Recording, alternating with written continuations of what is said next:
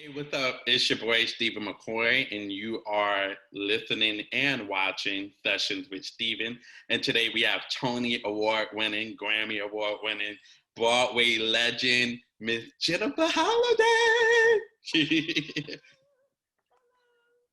In no way do I break the notes like you do, obviously. You How are sound you? good, though. You sound good. Thank you very much. How are you? I'm doing really good. It's my birthday. Yes, happy birthday. Yes, it's my 60th birthday, and I am having my very first virtual concert. I know you have to talk to us about it and how you're going to be celebrating your 60th birthday. It's weird because you do not, this is the new 60, everybody. Like, this is great. That's true. That's true. We're living longer and taking better care of our lives, So yeah, this is the new 60. And Dreamgirls will be 40 years old next year. It Isn't opened that on Broadway crazy? 40 years ago. Yes. That's crazy. Yes, that's crazy. Yeah, but I mean, you had such a journey for sure. And I can't wait for us to talk about your journey. But first, how are you going to be celebrating your 60th birthday? Well, I am doing my very first virtual concert, and very excited because we're going to be doing it. I live down in Atlanta, so we're going to be doing it from a beautiful theater called the Bronner Center for Performing Arts. And yeah, it's going to be a full band and some singers, and going to have some guest celebrity shout outs, from Oprah Winfrey and Whoopi Goldberg and Mariah Carey, and just the list goes on. So very excited. I'm so looking forward to it. How do you feel? I mean, because you look amazing. How do you actually feel to be here today? I feel good. Yeah. I feel good, and I feel very grateful to God to be able to see 60 years old, but also to be able to be well enough and in mind and body to look toward a new, future, whatever the future may hold. And I'm hoping that I'll be performing and singing, well until I'm almost 80. I'm hoping. Absolutely. And of course, we would love to continue listening to your voice and watching you perform, even your actual songs and then the Dreamgirl hits as well. I know you stated before that you've been doing this for so many years, and you've learned so much about the industry since you first started. And then we have the Dreamgirls film that comes out, and I actually had Cheryl Lee Ralph on recently, and she even spoke to me about how you ladies didn't receive an invitation to even do a cameo or anything in the film. I was absolutely, completely blocked from having any participation in the movie at all. Really? And I was told, yes, I was told to my face, I would be a distraction. I don't know what that meant, but that's what I was told. How did that mentally affect you? Well, I think at first, you know what I'm saying, it did kind of hurt us and disappoint us. Mm-hmm.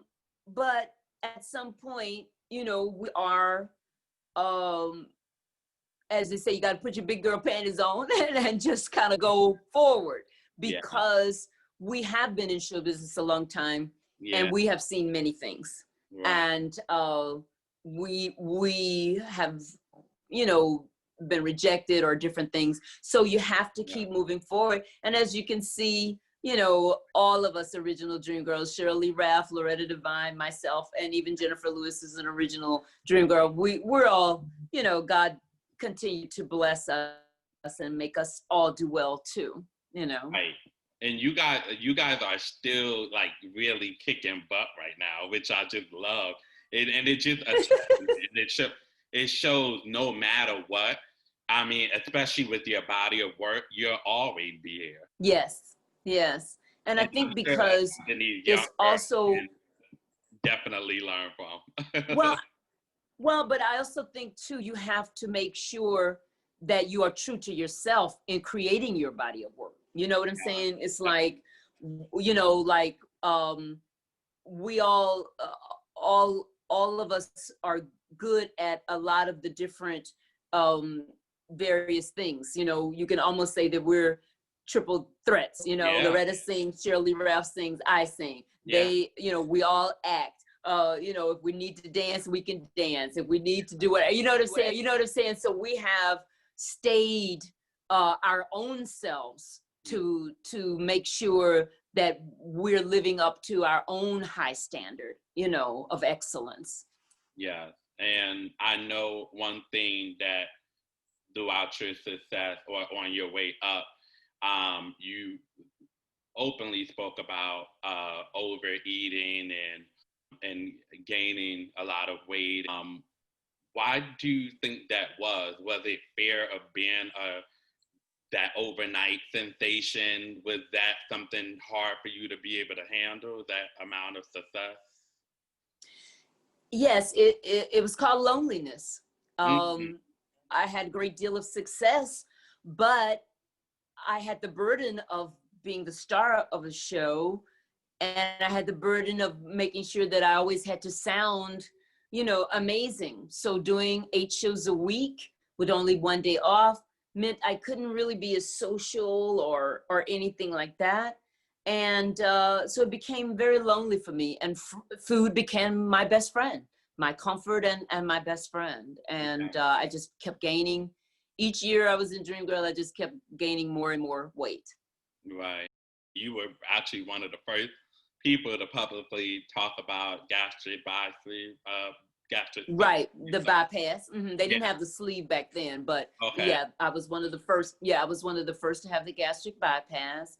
And at that time, it was an experimental surgery, but I was so desperate that I was so desperate that I wanted to try it. I was like, I just kept gaining more and more weight, you know?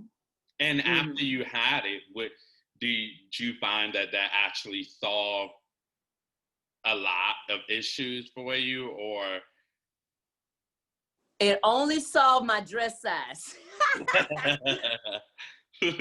One thing I learned, that whatever's causing you to eat is still gonna be there if you don't go get some therapy. If you don't go get counseling to try to find out what's bothering you on the inside that's making you turn to food, you still gonna have the same issues. So I lost the baggage, but I still had weight issues, you know? I still had, you know, a lot of things that I needed to work on me to feel better about myself and to feel better about everything.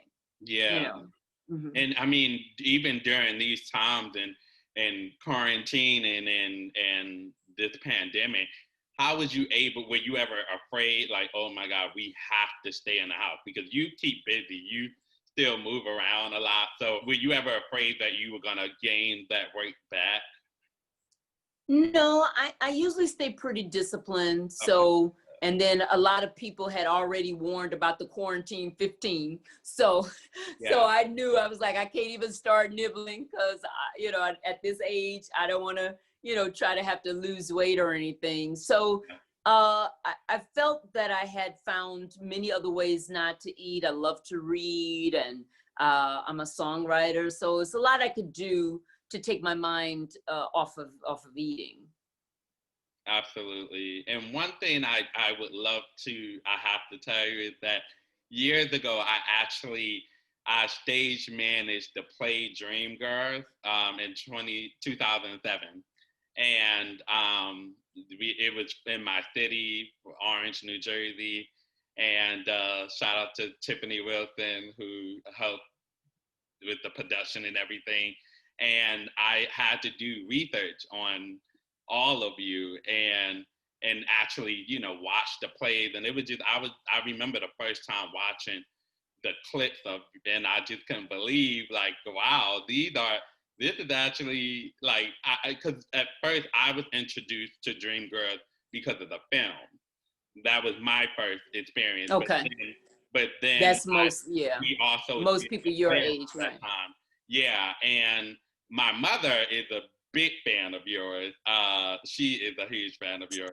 So I have to say, all that to say is thank you for all that you've done and being willing to really tell your story. One thing I didn't know, that you went blind not once but twice.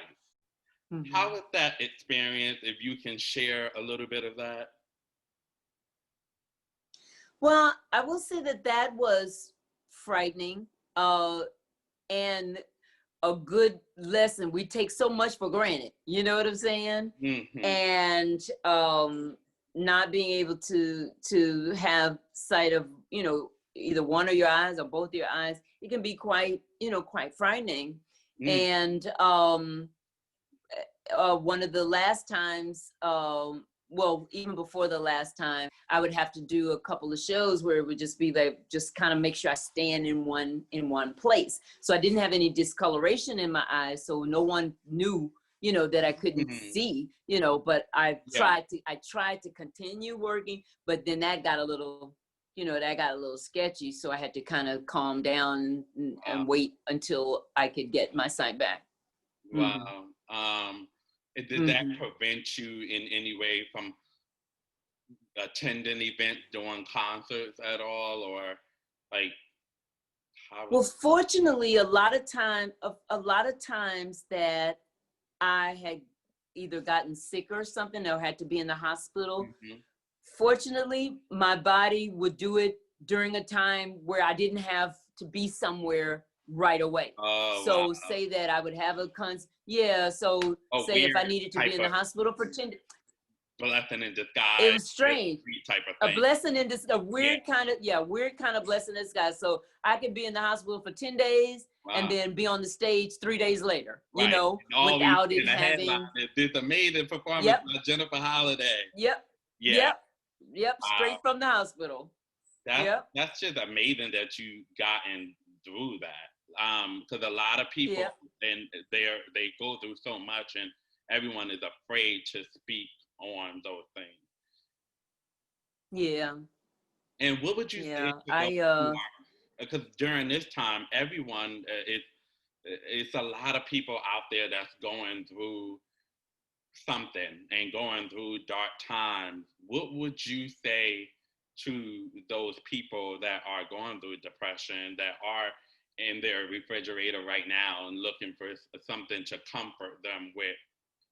Well, first and foremost, I would say, if you can reach out to someone, if you do know someone that can help talk you through some things, so that you won't, perception is a lot of our problem too. You know what I'm saying? So our problems may be great, but our perception can make it even worse, you know? So if you do have someone that you could call just to kind of help talk you through some things that you feel is close enough, I do think that would help. Now, if you are just alone and feeling alone, I do feel that if there's a way, and I'm not trying to push God off on everyone, but if you could find prayer or meditation to kind of take moments to learn about yourself in this loneliness, this silent time, that in learning more about the things that are worthy enough you to love you, you know, and maybe experiment with some new skill. If you always wanted to learn how to cook, this is a good time to learn how to do that. If you always wanted to maybe, you know, paint or do something, you know, so it's a lot of things that we can do that would help us and not harm our existence while we're in this, because we're actually, you know, going to be in this a little longer than we all anticipated. So we are going to have to you know, calm down and go within and try to look forward with some sense that we can make it out of here. You know, I tell people all the time, hope has not been canceled. and we have to really believe that once we get out of this, that there will be so many new opportunities waiting for us. We can't think, well, once this is over, then my life is over. No, once the pandemic is over, in terms we can get out of it, that's all we need so we can just get started. Even if it's not what you were working on before we had to shut down, dream a new dream. Dream a new dream, make a new plan. I love Start a new career. You know, it'll all be available to us again. I love that. Moving on to, because you just mentioned finding new things to do, things that you've never done. What are some things that you've never done that you would like to do now that you're 60? Do you want to go dive in? Like, what are those things on your bucket list that you haven't done that you would like to do? That is a good thing. I've never been a very adventurous person, but I have been thinking about it. Yeah. And I don't know if it would be like skydiving. I do think I would like to maybe go up in an air balloon or something. I would be. I like heights, but I don't know. I think I would love that, to see what that feels like. I don't know about jumping out of the air balloon, but I think I would like to do something like that. Other things, you know, I love going high. So maybe just some kind of highest skyscraper or something somewhere in, I don't know if Japan, some other country just built the highest one in the world. So maybe something like that. That sounds great. Yeah, you have to show us on Instagram, you know. I'm gonna try. Yeah, I would like to be a bit more adventurous than I have been these past years. Absolutely, and you take more risk. You owe it to yourself. You know, you reach this level of success, and you're a legend. You're able to do that, so that's great. Yeah, take more risk. I would like to do that. Yeah. Now, I'm gonna start off a sentence, and I would love for you to finish it. I am not. I am not. I am not. That's a good question. I am not. I am not going to let this pandemic cause me not to dream. That's what I have to say. I was once afraid to be vulnerable. I was once afraid to be vulnerable. At what point did that change? And now I'm. At what point did you? Only in these latter years had it began to change, because I had stopped growing as a person and as an artist. And the only way I could do that was to let people in, not think that everybody that I met was going to hurt me or meant me some kind of harm, you know? And so I had to let a lot of my guards down. As a person, and to grow as an actress and a singer, you know, I had to become a bit more vulnerable. Yeah, I love that. God is known to.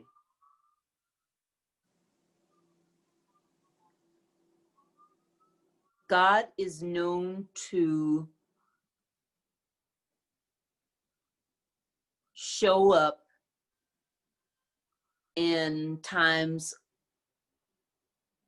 of our darkest despair, when we think that he doesn't care.